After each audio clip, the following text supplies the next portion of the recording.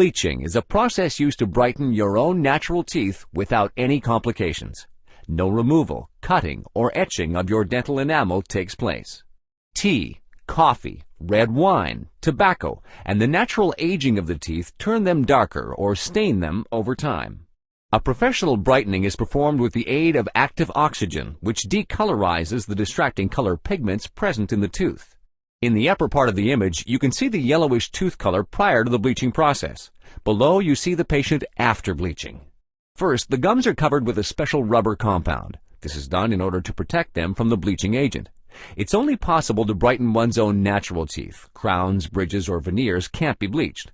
This is one of the reasons why bleaching is the ideal starting point for a ceramic technical provision.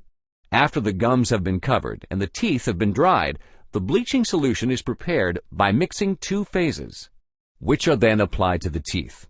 Before the bleaching process is started, it's imperative that the dentist perform a check of the teeth and fillings, and, if necessary, a replacement of the fillings or a professional cleaning.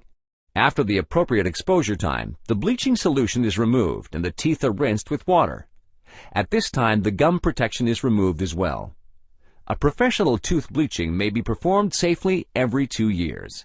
Your teeth are just as individual as you are. As you can see in these images, there's no doubt they will become brighter. How much lighter depends on your teeth's base color. Depending on the degree of discoloration, a brightening of about 1 to 14 degrees is possible. The result usually lasts for 1 to 3 years or longer, depending on your own good dental care, as well as regular professional oral hygiene. In cases of heavy consumption of discoloring substances such as alcohol, nicotine, red juices, tea, coffee, cola, red wine, mustard, or ketchup, as well as poor oral hygiene, the result will not last as long. To date, there hasn't been any scientific proof of better bleaching results by exposing teeth to a halogen lamp and/or a laser. Instead, the teeth just dry out more. Although this seems to lead to better results, these results are short-lived, because the effect lasts no more than 1 to 2 days. However, the disadvantage of the lamps is that the teeth could be damaged due to the drying, which is why lamps or lasers are not recommended for use today. The risks of bleaching are insignificant at best. Nevertheless, complications may occur in individual cases, possibly requiring additional measures. And for every additional measure, there may in turn be further complications, which may even lead to the loss of a tooth in the course of treatment. At this point in our discussion, we will only deal with the specific complications encountered in bleaching.